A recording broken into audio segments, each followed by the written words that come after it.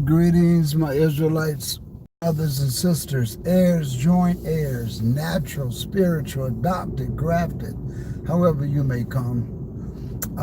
Just tuning in. Today is the 8th day of the Feast of Tabernacles. Well, it's no longer the Feast of Tabernacles, it's just the last great day of the feast. So I titled this so that I can bring some perspective into what this 8th day is. And I called it this the 8th day kingdom. The 8th day kingdom. I want to kind of explain that because sometimes I use catchy words and phrases in my lessons that are short like this to kind of make you think and kind of spark your attention. So this 8th day feast, represents a kingdom that a lot of people don't realize is going to come. This kingdom is different from the millennium. Okay, this kingdom is way different from the millennium. How you doing, Crystal? This 8th day kingdom, a lot of people that are keeping the feast days do not understand this event. A lot of people are keeping the Feast of Tabernacles and they say, well, it says keep the feast for 7 days and then on the 8th day you should have a solemn assembly. The reason why the 8th day you have a solemn assembly, it's not a part of the Feast of Tabernacles, which is only 7 days. Let's talk about this 8th day today. What does it mean? It represents the time when the final kingdom will come down and be right here on earth. If you want to know about this kingdom, read Revelations, the 21st chapter. The 21st chapter of Revelations explains this kingdom that's going to come down. Also, 1 Corinthians, the 15th chapter, I'll pick it up in about verse 24, where it says, then cometh the end. Well, that's Revelations 21. When it says, then cometh the end, that's this day. That's what this feast is. You can also look over in St. John, the 7th chapter, verse 37, where it says, on the last great day of the feast, Jesus stood up. That's all referring to this 8th day. So there's 3 scriptures I just gave you that refers to this 8th day in the kingdom. That's Revelations 21. That's also St. John 7, 37. And 1 Corinthians, the 15th chapter, I think around verse 24, where it says, then cometh the end. So the 8th day is a celebration, or that kingdom is after the millennium. This is after Revelations, the 20th chapter. This is after Satan has been bound for 1,000 years and loose for a little season. This 8th day kingdom is after the second resurrection. It's after that. This is where the Father comes down from heaven. This is where God the Father comes down from heaven. And this is where the Son, after sitting on the seat of David for 1,000 years, gives a perfect kingdom to the Father. And this is where everybody becomes spirit. This is our objective. This is our goal, is to get into the Father's kingdom. Now, those of us that are going to be in the first resurrection, we will already be spirit.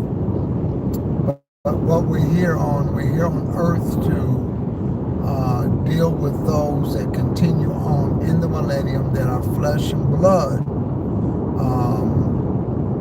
with the goal of getting everybody prepared for the Father's kingdom. Now, also, In the book of Joshua, the 5th chapter, you'll read that Joshua took the children of Israel across the Jordan River, and they entered into the promised land.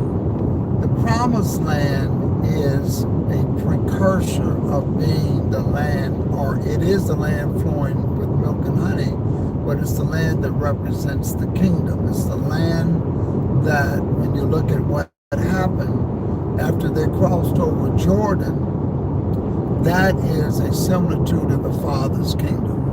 Here's why. If you look at Joshua, the 4th chapter, it tells you when they came into the land. It tells you that they're coming out of the wilderness, and it's telling you that they are being prepared to enter into the land. And it tells you that in the 5th chapter how all the males are going to have to be circumcised, because when they come there on the 10th day of the first month, it's the same time that you get the lamb for Passover. But now they're getting ready to cross over, and all the males had to be circumcised because they had not been circumcised the entire time that they were in the wilderness. But note, before you partake of the Passover, they had to be circumcised, because circumcised is a presentation. When I say a presentation, you're being presented with the reproach of Egypt, which is sin being rolled away. And so once that happens, then you are prepared to take on the Passover. Now remember, Jesus said that I will not drink henceforth of this fruit of the vine until I do it new with you in my Father's kingdom. So all during the millennium, he would not partake of Passover until he does it new with us in the Father's kingdom. And once that happens,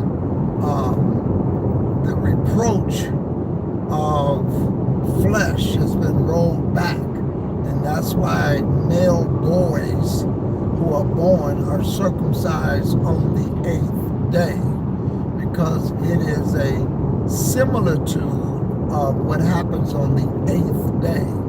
The skin or flesh is rolled back, it's cut, it's circumcised. So this is why he also wants us to be circumcised both of the heart and of the mind. We got to be circumcised of the heart and the mind, so that we can be prepared to partake of that Passover. And that Passover, not only do we do it every year, now until he comes, but we're going to do it new in the Father's kingdom. Remember, everything starts with Passover and it will end with Passover. Everything starts with Passover, it will end with Passover. You cannot start the Feast of Unleavened Bread until Passover. You can't start any of the feast days until you partake of the Passover. And on the 8th day, when the Father's kingdom comes down in Revelation 21, that's where the Messiah again will partake. Again, it begins and ends with Passover. So dropping a lot of information. That's why when I put these, I try to put a title so you can go back and listen to it and look at it so you can kind of understand. I was sharing with everyone on Sabbath past during the message that in pagan holidays, a lot of people do them and they don't know what they mean. A lot of people don't know why in Christmas there's a Christmas tree. They don't know why the ornaments, why are you decking it with silver and gold, okay? So A lot of people don't know why. They don't know where that comes in. They just know that